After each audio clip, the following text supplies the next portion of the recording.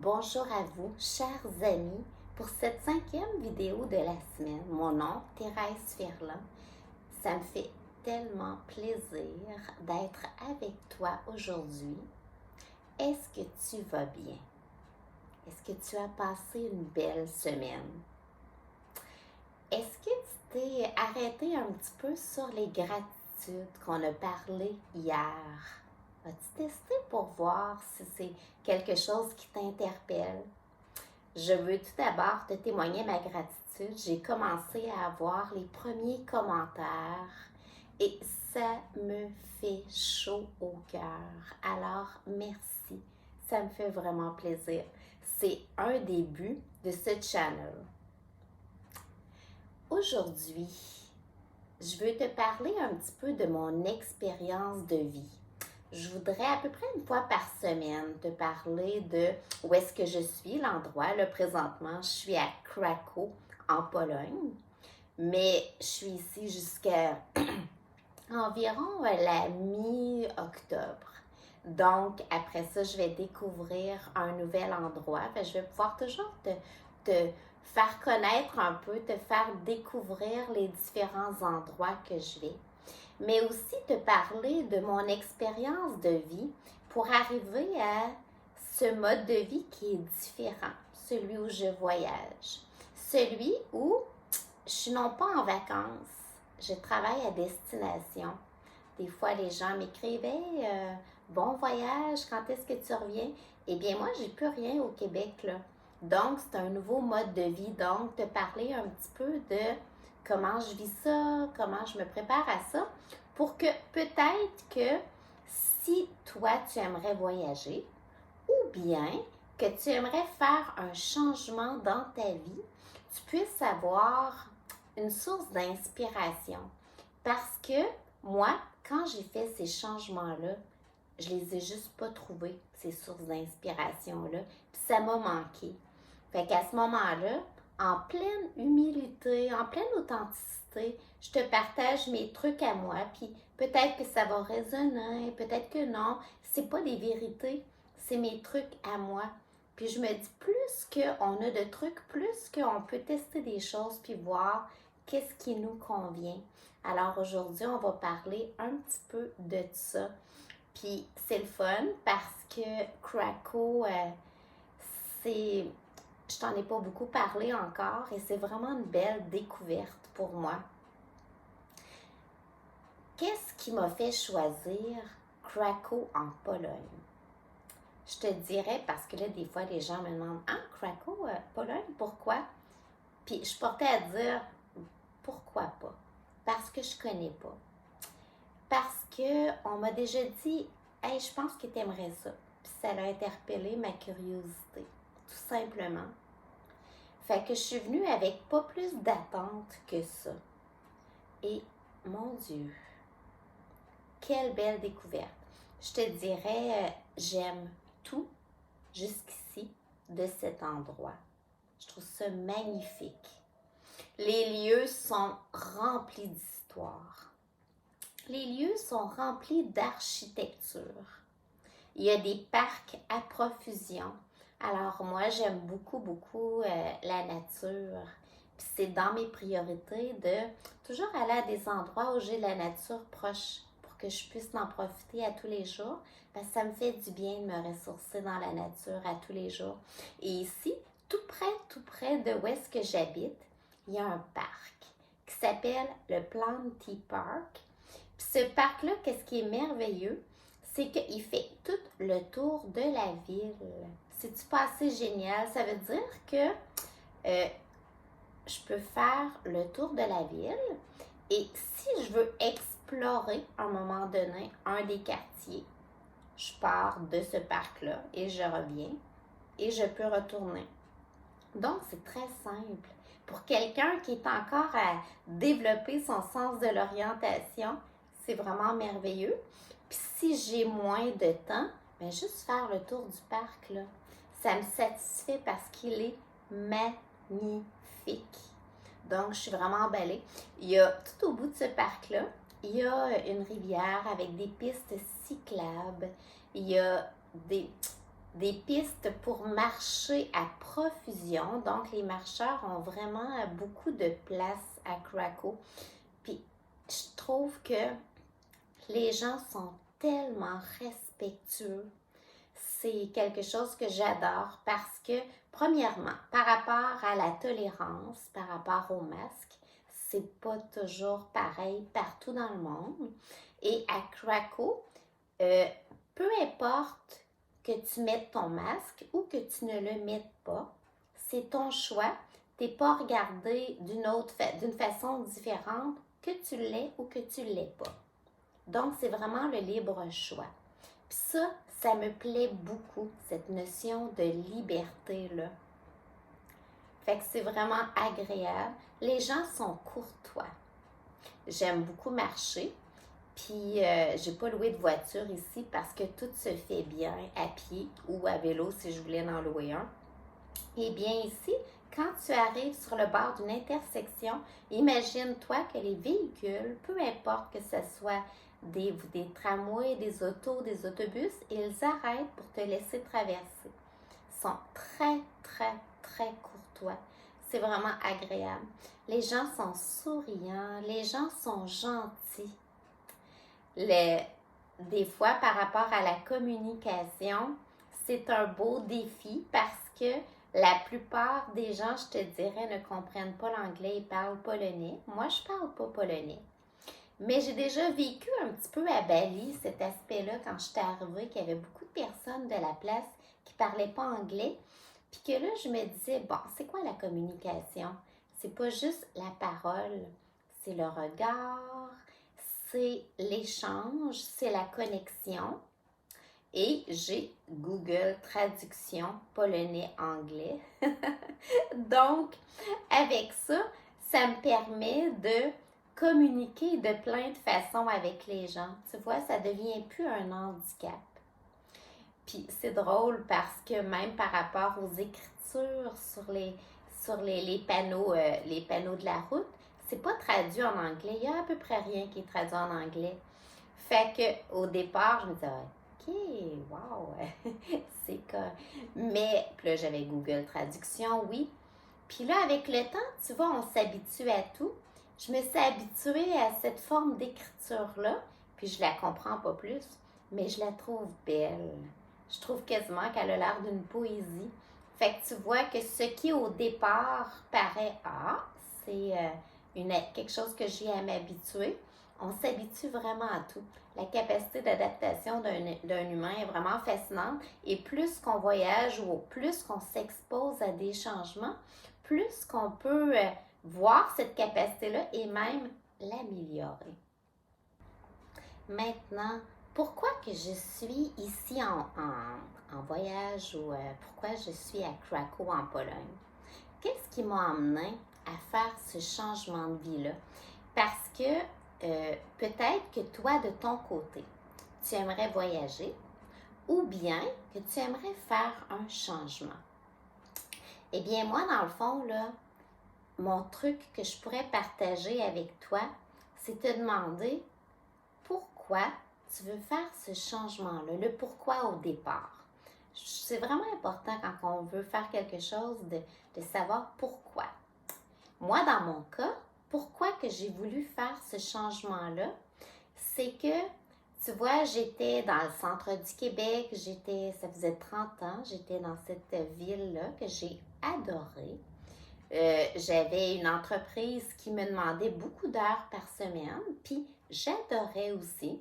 J'adorais mon style de vie aussi, mais à un moment donné, même si j'aimais ça, j'ai senti que si je poursuivais, j'avais comme terminé un petit peu d'apprendre. Oui, il y a toujours des choses à apprendre. J'ai appris vraiment beaucoup en ayant une entreprise, entre autres. J'ai appris beaucoup en étant une maman. Mais là, je sentais que je commençais à plafonner par rapport à si je restais dans le même milieu. Puis c'est vraiment important pour moi de toujours apprendre parce que pour moi, le vieillissement, c'est pas juste physique. Oui, le corps physique vieillit, mais c'est d'abord et avant tout un état d'esprit. Puis tant qu'on apprend, tant qu'on crée des nouvelles connexions, pour moi, on reste jeune. C'est vraiment dans mes priorités de rester jeune, dans ma tête, dans mon cœur, dans mon esprit, jusqu'à mon dernier souffle.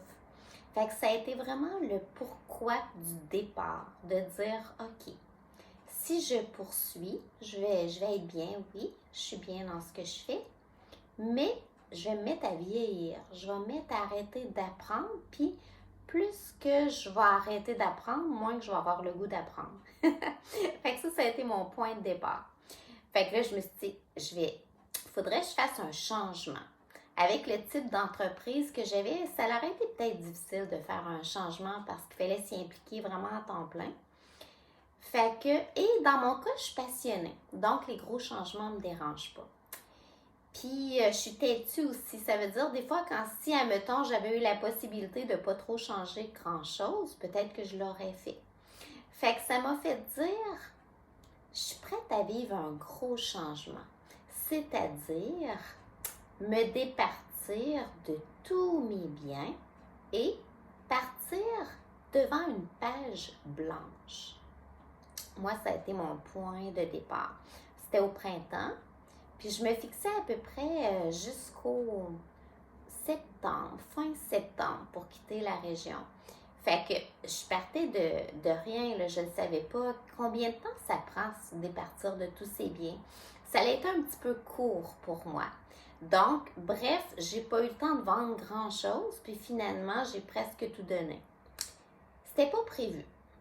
Puis finalement, qu'est-ce que ça demande pour faire un changement? C'est un état d'ouverture. Ça veut dire ça, un état d'esprit d'ouverture. Si, admettons, je veux faire un changement, si je veux qu'il y ait des choses nouvelles qui arrivent dans ma vie, il faut que j'accepte de penser différemment. Donc, j'accepte que tout ce que je sais jusqu'ici me sert, mais que ça se pourrait que ce que la vie m'amène, c'était pas prévu. Puis que là, en disant oui, je vais pouvoir l'essayer, puis peut-être découvrir quelque chose encore mieux. Parce que pour moi, créer sa vie de rêve, c'est vouloir que demain soit au moins aussi beau qu'aujourd'hui. Donc, je bâtis mon demain à partir d'aujourd'hui. Fait que là, tu vois, cette situation-là m'a fait donner beaucoup de choses. C'était pas prévu, mais sais-tu quoi? Qu'est-ce que ça m'a donné comme sentiment? J'avais jamais donné, juste pour te donner une idée, des livres. J'ai rempli une voiture pleine de livres. Puis j'étais allée les donner à un endroit que les gens qui sont démunis peuvent aller chercher pour quelques sous des livres. Bien, premièrement, en arrivant, la personne qui est propriétaire de l'endroit était vraiment heureuse parce que c'est rare qu'une auto, une voiture pleine de livres neufs arrive. Fait que déjà là, en partant, sa réaction était vraiment le fun. Puis là, le temps que je débarquais tous mes livres, est arrivée une dame qui était démunie dans la vie, qui quittait un conjoint qui était violent, elle avait un cancer, elle n'avait pas la santé, elle n'avait pas d'emploi. Bref, présentement, il n'y avait pas beaucoup de choses qui allaient bien dans sa vie. Puis là, elle regarde mes livres, puis elle dit que ça coûte combien celui-là. Puis j'ai dit, tu sais, moi, tous ces livres-là sont gratuits. Je veux pas que la dame les vende. Donc, remplis-toi des sacs et des sacs et des sacs, puis prends ce que tu veux. Eh bien, la réaction qu'elle a eue, là, ça a été tellement le fun, là. T'as pas idée que ça a été un moment de joie vraiment grand que j'aurais pas pensé vivre si je m'étais pas ouvert à l'idée que ce qui va se passer, c'est peut-être pas prévisible. Fait que cet état d'ouverture-là, elle est vraiment importante. Ensuite, je faisais le choix de me départir de ma maison. J'ai toujours eu une maison, moi. Fait que j'avais la possibilité de trouver ça dur de ne pas avoir une maison. Fait qu'à ce moment-là, je me suis ouvert à l'idée, j'ai testé. Si je trouve ça dur, je reviendrai. Puis, j'aurai une maison, tout simplement. Donc, j'ai rien à perdre. Donc, cet état d'ouverture-là m'a fait essayer l'idée de ne pas avoir de maison, puis de louer des logis qui correspondent à mes valeurs partout où je vais. Puis sais-tu quoi? Ça me manque pas en tout, pas du tout. Fait que ça m'a fait découvrir que ma maison, elle est à l'intérieur de moi. Donc, peu importe je suis où, on s'en fout, la maison, elle est à l'intérieur de moi. Donc, je me sens en sécurité parce que ça part de l'intérieur pour être capable de m'ouvrir vers l'extérieur. Fait que c'est vraiment en testant que j'ai pu voir ça. Mais le risque n'était pas fort parce que c'est ça un des points que je veux t'apporter. Plus que tu t'ouvres dans un état d'ouverture à tester des choses, plus que tu t'aperçois que le risque n'est pas fort. Le pire qui peut arriver, c'est que tu n'aimes pas ça. Tu vas apprendre de cette situation-là, puis tu vas emmener un changement pour remédier à la situation et c'est tout. Tu l'auras essayé. C'est comme ça dans à peu près tout. C'était pareil pour mon travail. J'ai toujours eu des travaux, moi, que j'étais face aux gens. Donc, je suis entraîneur, je suis coach, je suis thérapeute, je donnais des cours en groupe, je suis psychologue, bref, j'ai toujours travaillé avec des humains devant moi. Puis, j'avais l'impression que de passer sur le web, j'aimerais moins ça. Que le courant passerait pas, que moi, ça me prend des vrais contacts physiques. Là. Puis, fait que j'avais cette impression-là. Mais avec l'idée d'ouverture. Ça, c'est ce que je pense. Si je continue de penser ça, je ne pourrais pas avoir un autre résultat. Je bâtis mon demain à partir de ce que je pensais hier. Donc, si je veux me donner la possibilité que demain soit encore mieux, ça veut dire qu'il faut que je m'ouvre à une nouvelle façon de penser. Puis ça, c'est pas renier du tout tous nos acquis puis notre éducation et tout ça. Au contraire, c'est avoir tout ce bagage-là, plus un esprit d'ouverture pour qu'un nouveau chemin se rajoute, pour avoir une possibilité de plus. Donc, c'est encore mieux, là. Plutôt que d'être dans une partie du cerveau que tu es en réaction, puis que cette partie-là, son but, c'est de te protéger, de te garder dans ce que tu connais déjà, te faire toujours penser pareil pour pas que tu sois déçu. Ben, c'est de passer à une autre partie du cerveau qui t'ouvre à une infinie de possibilités qui se rajoutent. Alors, j'ai dit, ben, coudonc, je vais tester. Si je veux voyager à travers le monde, je ne suis pas en vacances, moi, je ne suis pas à la retraite. Il a fallu que je convertisse mon travail sur le web pour pouvoir travailler partout où je vais. Donc, j'ai testé les thérapies par le Zoom, le coaching par le Zoom, les formations par le Zoom, les cours par le Zoom. Tout ce que je fais, maintenant, je le fais par le web. Sais-tu quoi? Alors que j'étais pas mal sûre que moi, c'est pas fait pour moi, puis que je suis pas douée non plus pour tout ce qui s'appelle le web et tout ça, eh bien, je suis des cours, je suis une formation présentement pour apprendre à être encore meilleure au niveau programmation et tout ça. Mais sais-tu quoi? Je m'aperçois que j'aime autant ça que la connexion humaine passe. Peu importe que je sois face à la personne ou devant mon écran. Parce que ça, la connexion, ça ne se mesure pas à un critère physique. C'est l'intention, c'est l'amour, c'est de l'énergie. Ça a zéro limite. Donc, je m'aperçois que j'aime vraiment ça. Ça me donne une liberté inespérée. Puis ça a même plein d'avantages. Je peux travailler en pyjama de chez moi. Mon client, il peut être en pyjama devant moi.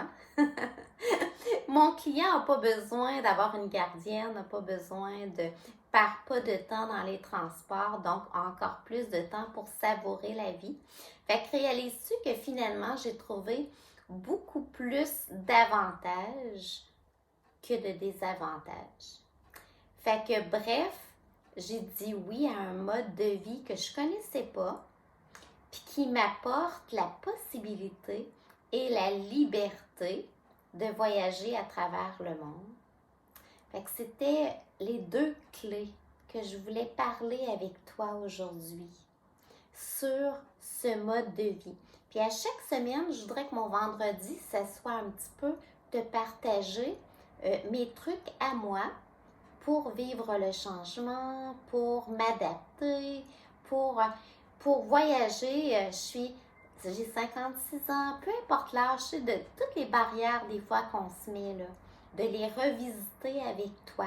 Parce que dis-toi que c'est des barrières que moi j'avais, puis que je les ai simplement revisitées. C'est correct d'avoir des barrières, là, c'est correct d'avoir des peurs, mais en les voyant, puis des fois, si quelqu'un nous en parle, c'est plus facile de voir nos peurs. Eh bien, à ce moment-là, tu peux décider, est-ce que c'est une peur que je veux continuer d'avoir? Est-ce qu'elle me sert? Oui, elle me protège, c'est correct. Non, elle m'emmène des limitations que j'ai pas le goût d'en avoir, donc je m'ouvre à penser autrement. Fait que ça va être un début de notre vendredi qu'on va partager ensemble. N'hésite pas si ce que je t'ai dit aujourd'hui résonne. Tes commentaires me font vraiment plaisir. N'hésite pas si tu as des questions à me poser. Ça va toujours me donner des pistes pour nos prochains sujets de conversation. Lundi, on va se retrouver pour notre prochain rendez-vous et je vais te parler des bienfaits du froid. On entend beaucoup parler ces temps-ci de la douche froide. Je vais te parler de la douche écossaise. Moi, pour te dire, je suis une amoureuse de la chaleur. Quand j'étais à Bali, puis faisait 35-40, j'étais au paradis. Fait que tu sais, parler de douche froide ou de douche écossaise, ça peut laisser perplexe. Fait que je vais te partager c'est quoi le truc que j'utilise par rapport à cette technique pour rester dans le confort, pour avoir du plaisir à explorer les bienfaits que peut apporter ces deux techniques. Fait que ça va être le sujet numéro 1 de notre rencontre lundi. Sur ce, je te souhaite le plus beau des week-ends. Profites-en. Dis-toi que la journée d'aujourd'hui, elle ne se retrouvera jamais. Donc, on a la chance d'être en vie. C'est un privilège.